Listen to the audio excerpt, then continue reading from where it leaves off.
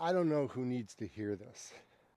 At 47, I felt tired, sad, slow, and completely burned out from trying to run fast all the time and change my life. I quit running. I gave up and I threw in the white towel. But was I really done? Had I really improved so much as a person that I could just stop? Look, I was down 100 pounds, 2 marathons in, a half marathon, a few 10Ks, but I was really tired from all the training. I was really tired from the training plans. Like really every moment of the day I was tired and I just wanted to sleep. But when I did go to sleep, I just kept looking at the clock, ticking by every hour and then another and another. I just couldn't seem to get myself the sleep I needed. It didn't feel right. I was burned out. I couldn't do it anymore. I wanted to be this epic runner, but I just threw in the towel. 2 years went by, very sporadic running. 2 years of really nothing. But then something happened. I went for a run with a few friends and I realized, man, I was really out of shape. I didn't look good. I was gaining all the weight back. It was time that I did something totally counterintuitive. I started running slow, like the slowest I had ever been. And that decision to change my running, it saved my health, my mindset, and honestly, I would say my life. And this is why running slow saved me in my 40s. My work stress, my poor recovery, constant fatigue, gaining weight, trying to push the pace all the time. Maybe doing too many tempo runs, maybe doing too many intervals, fartleks, maybe I was loving the track too much. I don't know what it was. Who knows? Maybe it was some of the injuries, poor sleep. Wasn't listening to what my body was telling me or what my wife was telling me. I was frustrated. I mean, running was supposed to be my escape. It was just another thing I was failing at. Here's the thing. When you suffer from dyslexia, sometimes you use it as a crutch and you allow it to kind of drag yourself back down. And for me, it was the opposite for many years. I used it to push forward and prove to the people that put me down that I could be somebody. I could achieve greatness. I could work in the corporate world. I was not an idiot. I always had to prove myself to somebody. Like, not finger pointing, but prove to them that I could do it in my own mind. You know what I mean? Like, if someone tells me you can't do that, I'm kind of like, yes, I can set up a plan to achieve my goals. Don't tell me I can't. That's kind of like, that's what I go through in my head. And then I start creating the plan and I execute the plan. But all that kind of changed. I didn't feel that way anymore. I started to kind of beat myself up about this. Start to use it, I don't know, like a crutch. And it just wasn't me, but I was kind of lost in a way that I didn't know how to put it into words. So when running started fade and to start, I don't know, when I didn't qualify for Boston, I tried again, and then I did even worse. And then I started using all kinds of excuses. Sure, there was reasons why it didn't happen, but I kind of lost a piece of me. And because I lost a piece of me, I started to kind of go down this spiraling of, I don't need to go for a run today. I'm just too busy. I got to do this. I got to do this. But those days started to, more and more, there was a bigger gap in between all of them. And then that led to not running for a long time, and my health started to go the opposite way from where I was going. I improved so much, but I kind of felt like an imposter in a way, like, who am I to lose all this weight and, start talking about running and, start helping my friends. Who was I to say any of these things?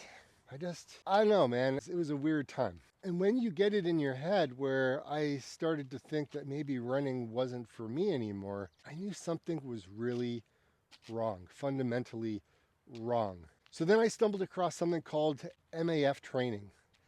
Run slow to get fast. And to be honest, it sounded like BS. But look, I was desperate. And so I gave it a shot. So what I did was I set a heart rate cap of 140. I slowed way down, like really painfully slowing way down. And honestly, I ditched the STRAVA ego. I let go of, pace goals. I let go of all that kind of stuff. And look, it was humbling, but it felt sustainable and I started to feel better. And the results, they came. After a few weeks, well, actually it wasn't maybe a few weeks, but more like after a month, I realized that my energy started to come back. I really started dropping weight.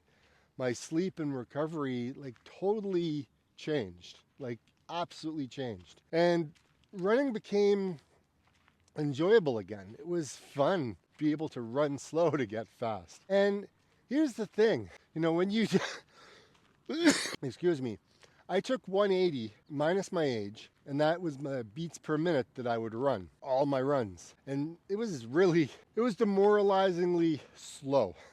Like slow, I can't be any slower than this. And I know that you can't see this, but like I need to show you this, hold on. That is the color of the sun this morning, or I think it's the sun. Yeah, that is the sun. It's crazy, I can look right at it. I mean, let's see if I can zoom in more. How crazy is that? One thing I noticed is I started running so much more. I mean, it wasn't, everything all at once. It was a slow, gradual improvement. And it was, one day doing 10K, and then I took a day off, and then another day doing another 10K. I already had a little bit of a base that I guess I kind of remembered that I could run, but it took me a long time. I think when I went out, it was like an hour and 26 minutes, or was it an hour and 30? It was hard to remember. But it was a long time I was out there, trying to get this done, and it was so slow. I was so frustrated, but I was still happy. Like I was like, wait a minute, maybe this can work. This is going to be awesome. This isn't so bad. I started to go through all these kind of weird positive emotions. Meanwhile, I thought it was going to be this doom and gloom type of running, but it wasn't. It felt good. And because I felt good after a run, I realized I could run again the next day. I wasn't sore, I wasn't tired, I wasn't, so I did it again, and I slowly improved.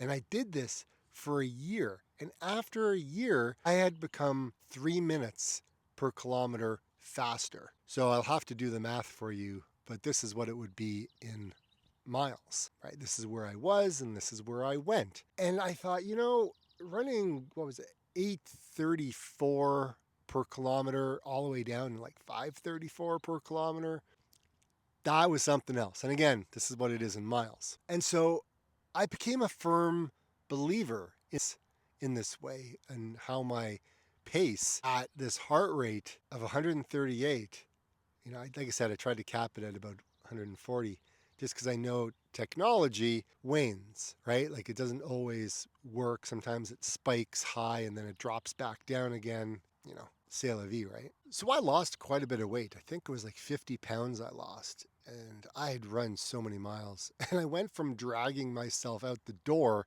to literally looking forward to each and every run that I did. And look, I didn't need to quit running. I just needed to run differently. So what did it teach me?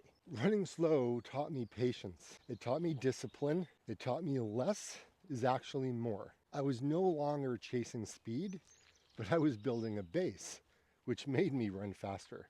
It's kind of funny that way. So at 40 plus, we need to train smarter, not harder.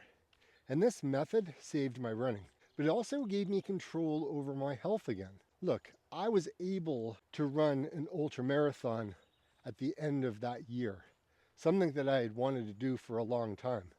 But I'm going to say, look, anything is possible. Everything is achievable if you start to break down those barriers that stop you from trying to improve your life. I say this with all honesty because it really comes down to the person. If you don't want to do something, you're not going to do it. But if you become sick and tired of being sick and tired, you will take action at some point. Maybe just a little. Maybe you need just a little kick in the ass. Maybe you just need a little nudge to say, hey, you can achieve what you set your mind to. But the majority of us, we are literally like cattle, right? We're just marching along, we're eating all day, and we march along, and then next thing you know, we're in the corral and boom, we're gone, And that to me is not life. There's so much more to it.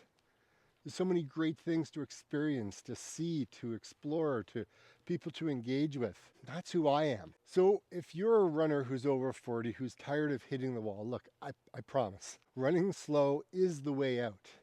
It may be hard at first, but you can do it. So let go of the pace, listen to your heart, and build an aerobic engine. It's a smart thing to do. Look, comment below if you've ever felt burned out trying to run fast. Maybe subscribe for more real stories like this, and Zone 2 training tips, right? And just running adventures.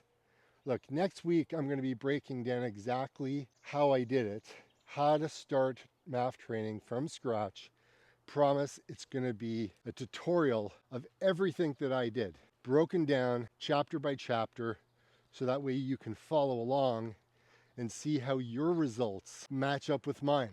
Like, look, I know we're all different, but wouldn't it be cool, right? If you can use that as a motivating factor. Look, I'm going to go and do everything that Dave did, and I'm going to see what my results look like. But just know, it's going to be different for you because you are a different human being than me, just like everybody else. But if you use it to be able to, for motivation, to get you going, to move your body and not just kind of stay stagnant and say, hey, running was a great time and all, but I'm done, I'm packing it in, even though I love it. Because if you don't, look, you're going to be back at the beginning all over again like me. And that is not me. So what I would say is the following. Put down what you were doing, and for me, I am making a video. And I would say, put down what you were doing, take a look at your life. Yeah, I guess I'm not running right now, I'm wearing Crocs. Time to go back home and put on the running shoes. But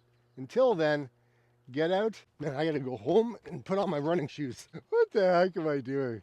There's nobody out here this morning. It's so nice. It's so quiet. I can just talk to the camera and just do my thing. It's like the best. Because there's some days I come out and there's so many people. Some days I come out and there's so many people. And they look at me like I am this crazy man.